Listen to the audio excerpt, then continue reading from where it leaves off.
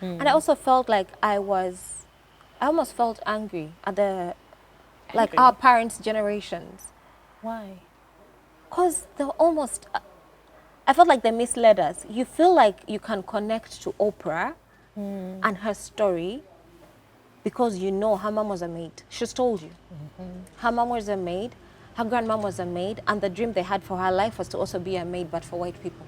And then she defied the odds. And you're like, okay, if she did that, I can. But your own parents and like the people who you want to look up to here, the only thing, you know so little about them. Yeah, that. So you find that we idolize people abroad because they have been open with their stories. But how powerful would it be if someone in Uganda who grew up in your village and went to the same schools and is in Kampala with you is telling you?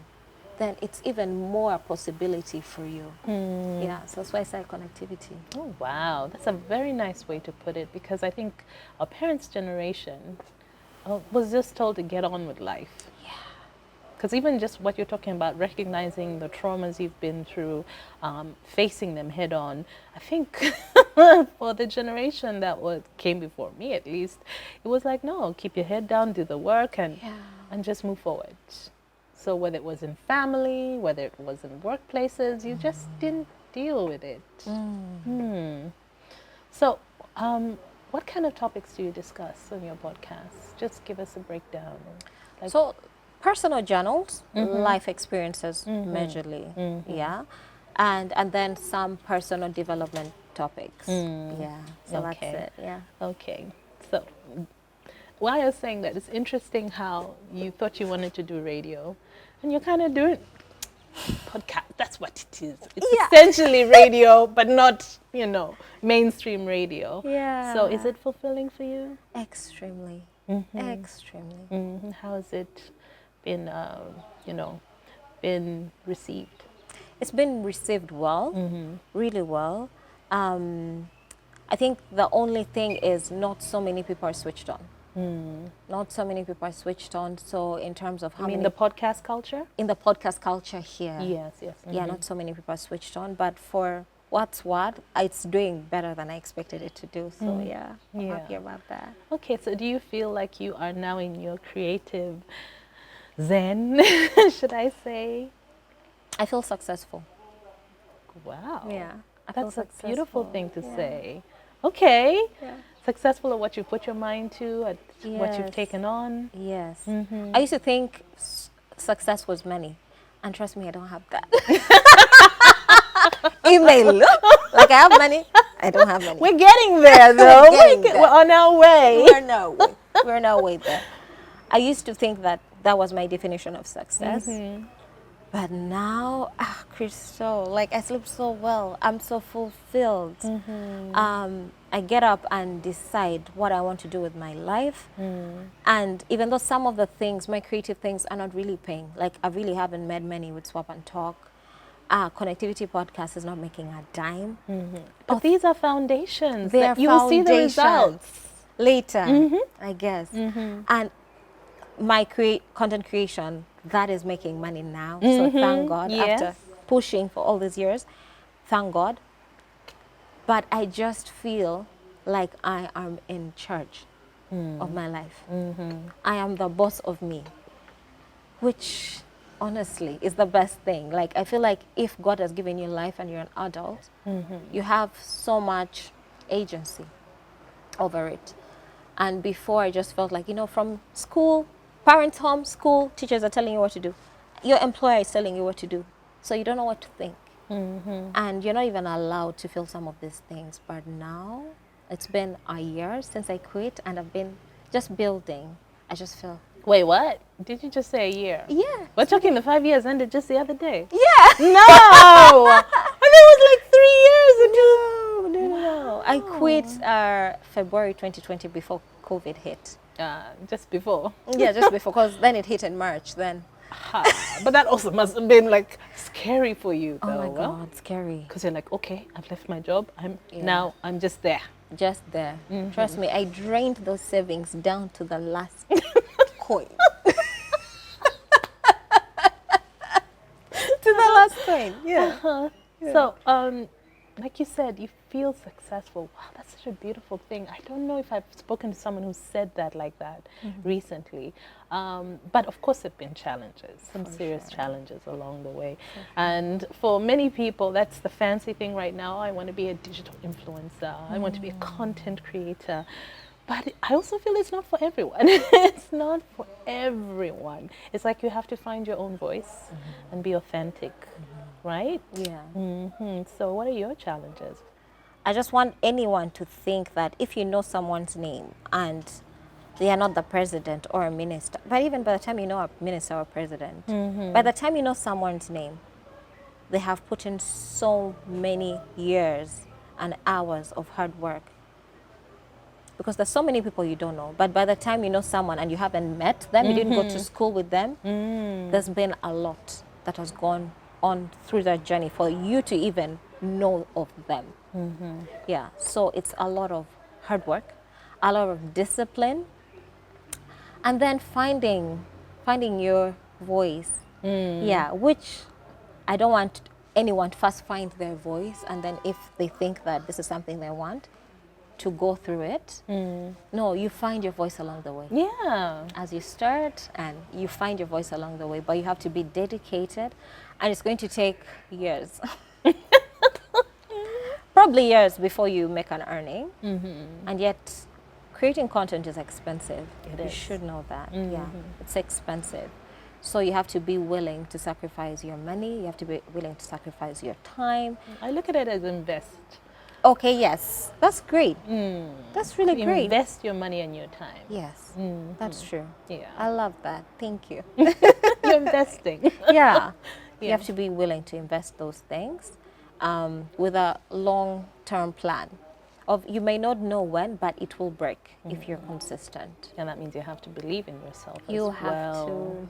have to. Did you ever get any kind of negative feedback where people are like, but what are you doing? Oh, we don't understand. Because sometimes family can do that to us. Because I remember when I said I was leaving a job, they were like, what? I'm like, but do you not see I've been doing so many other things the whole time? But it was like a whole panic, which I think many of us get when we make these big decisions. For sure. For sure. I still do. Like, I still do.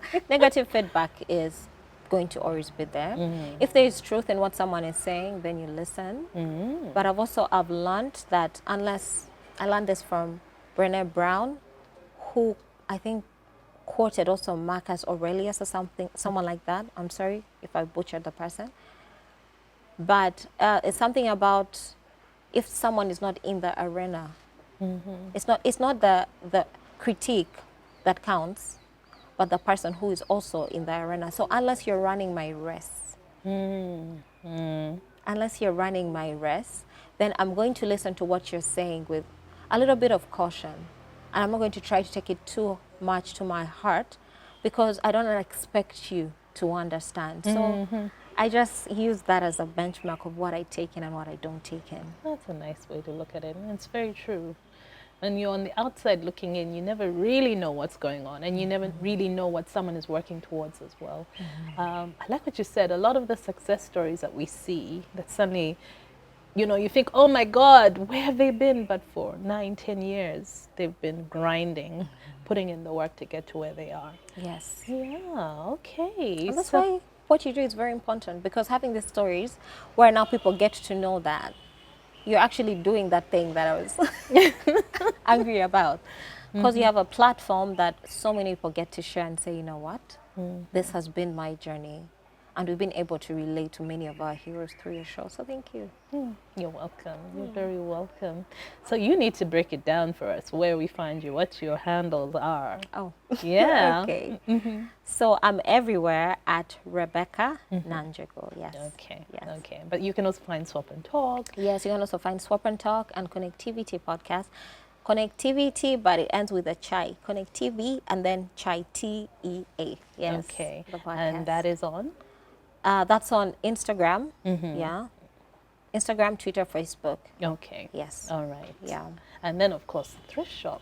The thrift shop is on Instagram. Yeah. You know, she's like, you know it already. You know it. You know it. Yeah. So do you work as a stylist, or do you just get pieces for people and then share what you have? So how's that evolved over time? I started like a personal styling thing for maybe a year, and then I let it go. Why?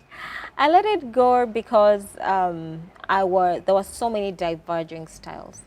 So someone comes and their style is not something I understand, but I try to make it work. Until, I guess it's always coming home to yourself. Until I realized that I want a specific client. Okay. I want a specific client. So now, if anyone wants personal styling, we have to be a match. Okay. Yeah, so they sign a form, and then if we're a match. Yeah, that makes sense, right? Yeah. And also there's some people who, maybe I should be asking, are you about trends? Because there's some people who follow trends. So whatever new trend, they're like, I want that. I want to look like this. I want to look like that. When the truth is not all trends are for everyone. Yeah, no, classic. My style is classic. So if you like something that you'll wear for 20 years and still feel like, like this basic white shirt, nice pair of jeans, your everyday clothing. Yeah. Okay. I'm the type of person, yeah. Okay. Well, it's exciting to see how much you have done. I mean, again, I can't believe it's a year. Yeah. I feel like it's so much longer, and also how you have your style that is very clean, very clear.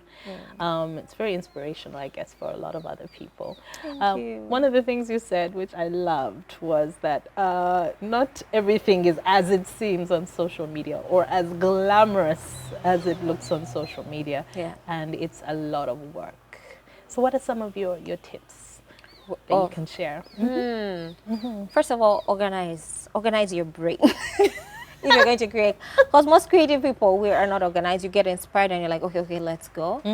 That's great, but then it's also very scattering in terms of you may not be consistent, or it'll always be a burnout, and you're like, you have this lag of just like, the inspiration is not coming to me.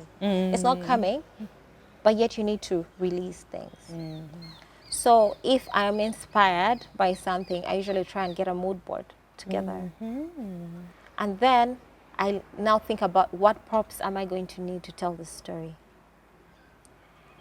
So just that systematic way of thinking about content helps me, because now when it comes to shooting, I know exactly, don't miss this shot, do this, do this. There are times when I just wing it, but many times I just wing it. Okay. But I have found that when I do it like that, the time I spend is less. The story is richer.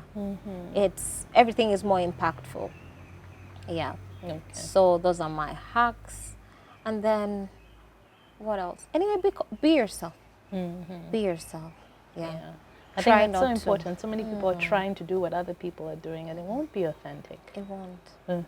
Yeah. Even though like you're the only one doing it, and I've struggled with this, especially at the beginning. I felt like how I thought, just how I created was so weird. And I tried to conform, but I wasn't happy, and I wasn't going anywhere. I wasn't growing. I think because I was lying.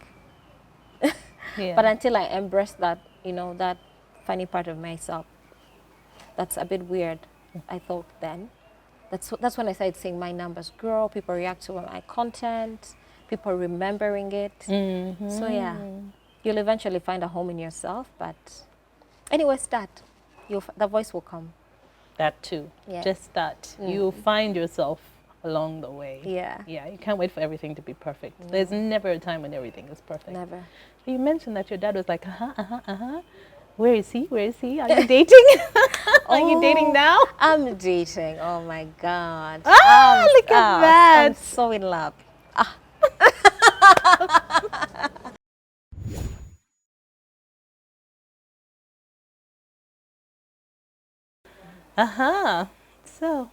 So in love, huh? So in love. So in love. It's that thing of like, even though it doesn't go anywhere, like plans that people have, I'm just so grateful that I've experienced it. Yeah. Yeah, it's that type of love. Okay. Yeah.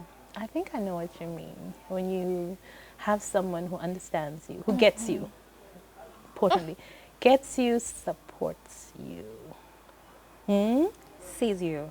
Sees you, yeah. Yeah, it's not something that everyone comes across. Yeah. Right? Yeah. Well, I'm happy for you. Thank you so Has he much. met the family? Yeah, he's met the family, but like not like officially. Ah. But like, okay, he drops you home and like, hi, everybody knows of him, but like there's not been an official meeting. But like, okay, yeah, we know you're dating. We know the guy keeps coming around. He picks you up. Yeah. Okay. So you've told us the swap and talk is next weekend. Yes. That is what date exactly? That's the Sunday, 12th December. 12th of December. Yeah. So Rebecca, for many people, these last 2 years have been really intense, a roller coaster ride. And you've been doing what you kind of love to do, kind of, finding your way. Any big plans for next year? No. There are no big plans for next year. I think my big plan is a feeling. I'm chasing a feeling. Okay. Yeah. Okay, you're chasing a feeling. Yeah. I don't know if, that's what I want. No, you see, you have to explain yourself. Yeah. People are like, what? Chasing a feeling, happiness, joy. I mean, Alignment. alignment. Okay. I want to align. I feel like there's something within us, an internal communication. So I want that. That's what I follow. For now, I just feel that I'm going to concentrate a lot on content creation, because that's what is aligning to me. That's what I feel. It comes easy. I don't get tired. You're not forcing it. I'm not forcing it. So that's what I want to concentrate on. Okay. I don't know if I'll feel like that after 6 months of like deep work. I do not know. But I just want to always be present in my life and not have a goal that's fixed for me only to reach there and realize it's So not just what to I continue growing and evolving. want. Yes.